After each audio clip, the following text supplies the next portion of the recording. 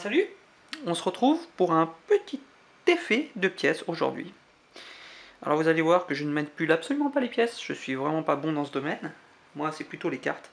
En fait ça c'est un truc, un petit effet qu'on m'a montré un jour, que j'ai trouvé vraiment sympa, que j'aimerais bien partager avec vous. Beaucoup d'entre vous sûrement le connaissent, mais pour ceux qui le connaissent pas, bah voilà, ça vous donnera une occasion de le découvrir. Surtout que je vais vous l'expliquer, parce que vous allez voir c'est très simple. C'est plus réservé à faire devant les enfants. Forcément qu'un adulte va vite remonter et comprendre la chose, mais bon, pour les enfants ça marche plutôt bien, et je trouve que c'est assez sympa à faire, en plus c'est assez simple. Donc, vu que l'effet est simple, très clean, et qu'il ne demande qu'une pièce, surtout qu'elle peut être empruntée, c'est plutôt sympathique. Ça change un peu. Voilà. Donc on n'a rien dans les mains, d'accord, on a juste une pièce, et on va juste en fait se proposer de faire disparaître cette pièce le plus simplement possible. On y va, juste en claquant des doigts en fait. Vous allez voir, c'est simple. Donc on passe la main devant, on claque des doigts, et la pièce disparaît instantanément des mains. On se retrouve pour l'explication tout de suite. Alors nous voici pour l'explication. Alors vous l'aurez compris, c'est simple. En fait, il suffit de maîtriser le snap. En fait, c'est un peu comme le snap change avec des cartes, hein. Bah là, c'est la même chose, sauf que le snap va vous servir à propulser la pièce dans votre manche.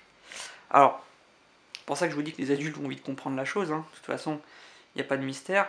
Au départ, et ça va peut-être m'arriver même là, mais il peut arriver que la pièce ne parte pas dans la manche, mais parte complètement derrière vous, soit éjectée, parce que ça part assez vite, hein. Faites attention s'il y a quelqu'un derrière.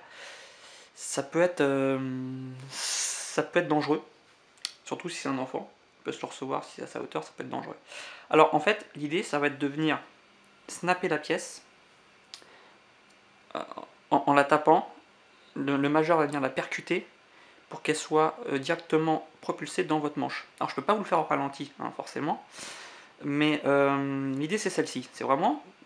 Alors, admettons que le spectateur vous dise, vous demande un chiffre entre 1 et 5, vous allez compter, vous allez passer une fois, si vous dites 2, pardon, et au bout de la deuxième, vous allez venir frapper dans le geste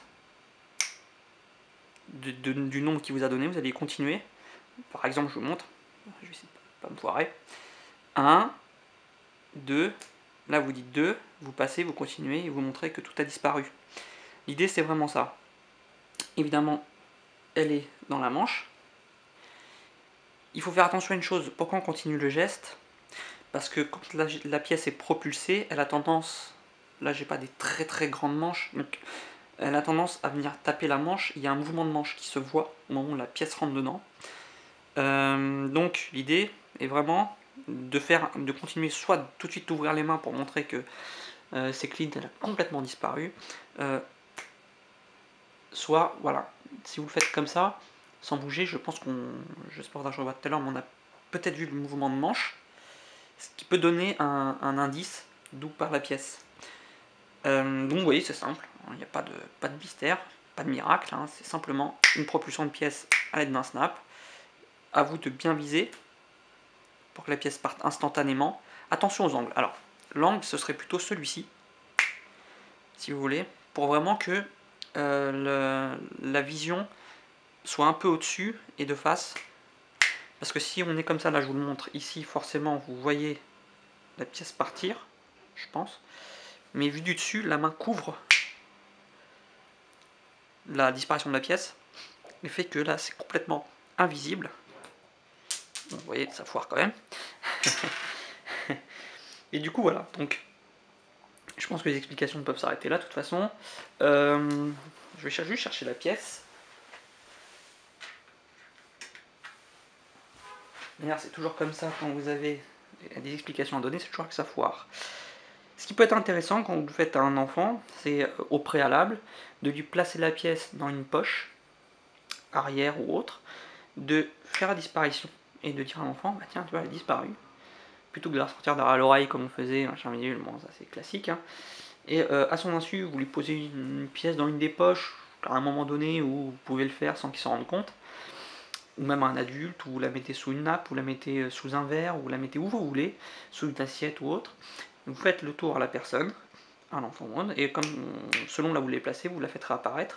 Ce sera évidemment un double, hein, vous l'aurez bien compris, de cette pièce, et ça aura fait son petit effet sympathique, surtout si vous faites une pièce empruntée, un double de la pièce que vous aurez mis à l'endroit secret. Voilà.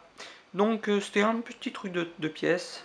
Si vous n'avez pas bien compris l'explication, je m'en excuse, j'ai essayé d'être le plus clair possible. J'espère que ça vous a plu. Bon, mais c'était la dernière fois, hein, parce que les pièces, moi je maîtrise absolument pas. Je suis nullissime. La prochaine fois ce sera de la carte. Et puis ben, à plus, j'espère que ça vous a plu. Ciao.